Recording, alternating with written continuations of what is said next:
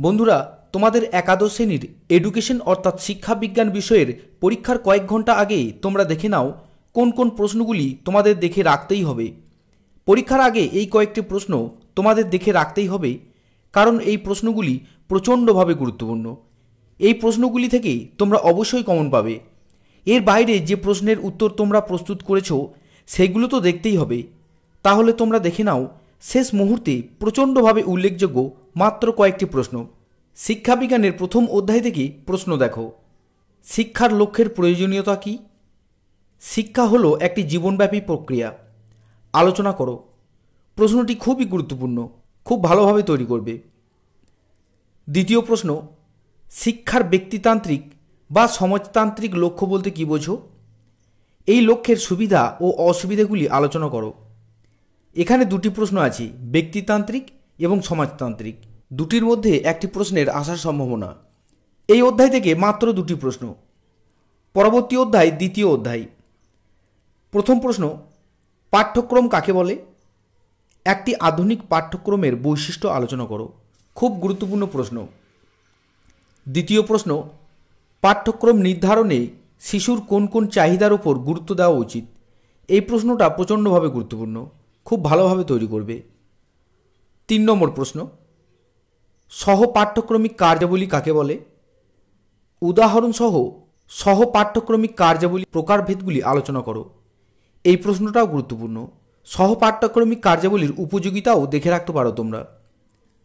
পরবর্তী প্রশ্ন, শিশুর বিকাশে বংশগতি ও পরিবেশের প্রভাব আলোচনা করো।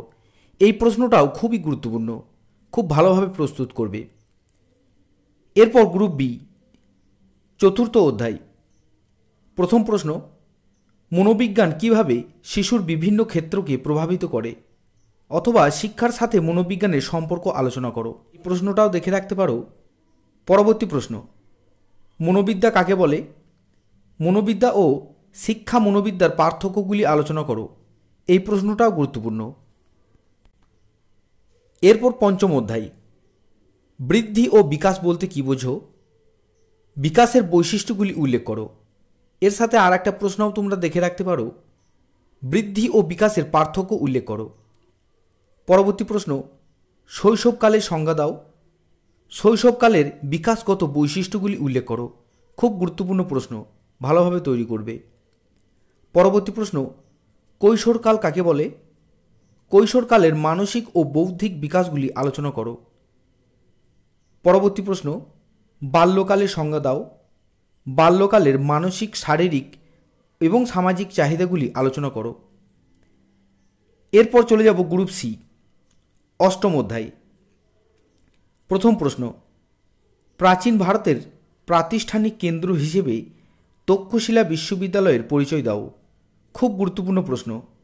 যে কোনো বিশ্ববিদ্যালয়ের পরিচয় দিতে বললেও এই প্রশ্নের উত্তর লিখলেও তোমাদের উত্তর হবে। পরবর্তী প্রশ্ন, ব্রাহ্মণ্য শিক্ষা ব্যবস্থা ও বৌদ্ধিক শিক্ষা ব্যবস্থার মধ্যে পার্থক্য লেখো। খুব গুরুত্বপূর্ণ। এই অধ্যায় থেকে মাত্র দুটি প্রশ্ন। পরবর্তী দশম অধ্যায়। প্রথম প্রশ্ন, উডের ডেসপ্যাচ কি? উডের ডেসপ্যাচের সুপারিশ ও ত্রুটিগুলি আলোচনা করো। খুব গুরুত্বপূর্ণ প্রশ্ন, খুব ভালোভাবে দেখে রাখবে। পরবর্তী প্রশ্ন, হান্টার কমিশনের সুপারিশগুলি আলোচনা করো। এরপর একাদশ অধ্যায়। প্রথম প্রশ্ন, প্রাথমিক ও নারী শিক্ষা বিস্তারে ঈশ্বরচন্দ্র বিদ্যাসাগরের অবদান আলোচনা করো। দ্বিতীয় প্রশ্ন, ভারতীয় শিক্ষায় রাজা রামমোহন রায়ের অবদান আলোচনা করো। পরবর্তী প্রশ্ন, রবীন্দ্রনাথের শিক্ষা চিন্তা সম্পর্কে আলোচনা করো। এর পরবর্তী প্রশ্ন, বিবেকানন্দের মানুষ গড়ার শিক্ষা আলোচনা করো।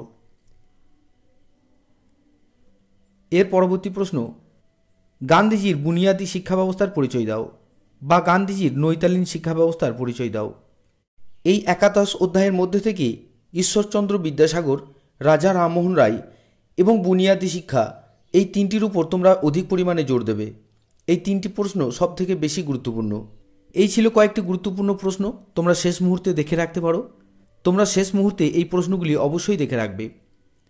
পরীক্ষা ভালো হোক। Best of luck.